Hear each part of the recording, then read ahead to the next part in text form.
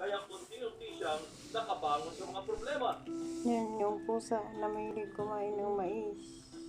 Yan. So, ang father ko naman yan, ay harvest. At ngayon ay kasama na rin niya ang mga magulang sa pag-aalaga at pagpaparami ng mga bulate.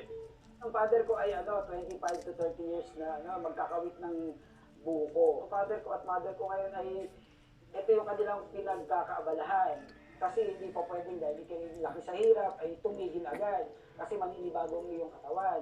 So kaya inisip ko, ay itong trabaho na ito ay simple lang pero nakakapag-exercise yung father and mother ko. And then may kita pa sila.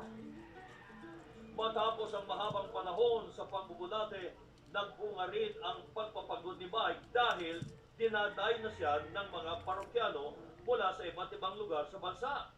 Meron akong farm sa Santo Tomas.